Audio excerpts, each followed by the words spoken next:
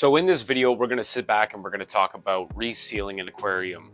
What did I recommend it? The steps I took to reseal my 335-gallon aquarium that you see my Asian Arowana in, my black Diamond Stingrays, and my Motoro Stingray in. But I just wanted to go over my thoughts on resealing an aquarium. Should you do it? And is it overall worth it? Let's get into it. So is it worth it? No, it's not. And let me explain why. So I bought this tank for $1,000. In Canada right now, glass is at an all-time high. The pandemic really took a strike on inflation across the board, whether it's groceries, glass, building materials, it doesn't matter. It took a toll on glass. So aquarium prices went up, glass went up. So people aware of that can profit when they've been sitting on a tank.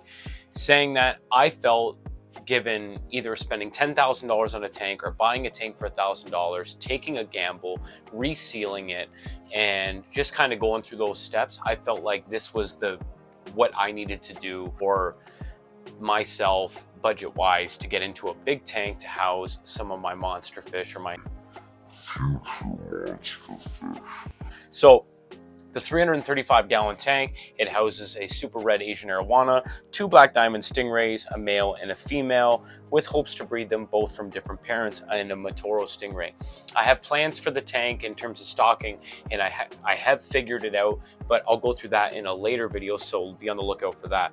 That's not what this video is about. So like I said at the start of the video, I don't recommend you resealing a tank. Products are cheap. To reseal a tank, the products are really cheap. You can go and buy your silicone. GE1 is what I used, window and door.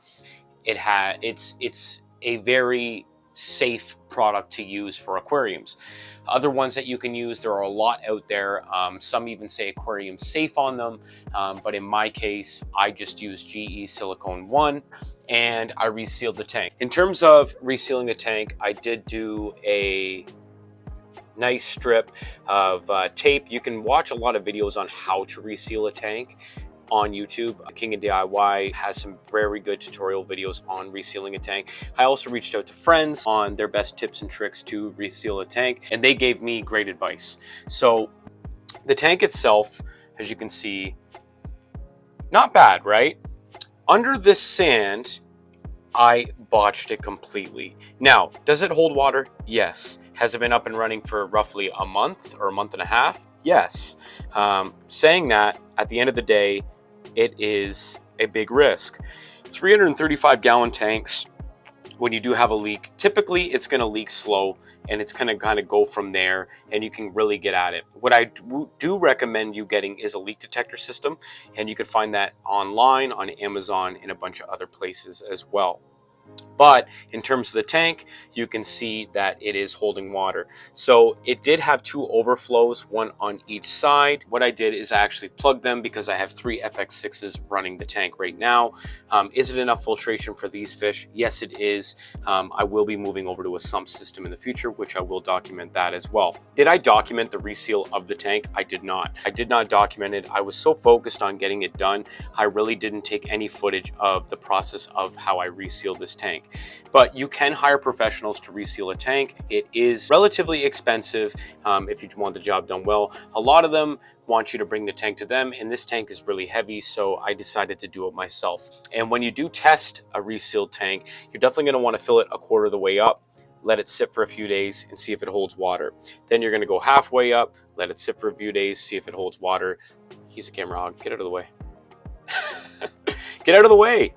Anyways, he's not moving, but basically what I did was I filled it halfway, 3/4, and then I filled it all the way to the top. Now, why isn't the water filled all the way to the top? I do have an Asian Arowana in here. They are jumpers. They are aggressive eaters. That is basically it for resealing a tank. A lot of things can happen. You can have a big flood in your basement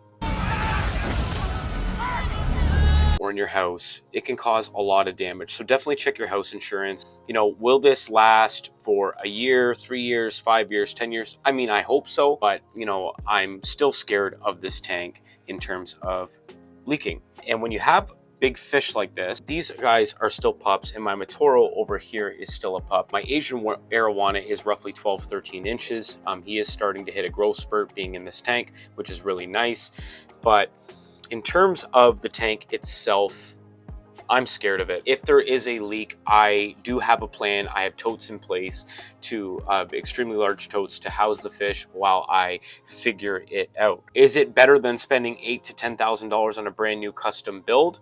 Absolutely, it is. You're going to have to take that risk for yourself and look into it. I would definitely hire a professional if you are going to reseal a tank, somebody that comes with a warranty, and see what they can provide you with.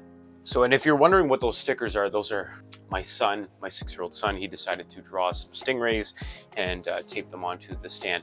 As you can see as well, the stand is not finished, but again, I'll go into that in a later video. But in regards to the tank itself, hire a professional if you can, and you want to take that risk in resealing a tank.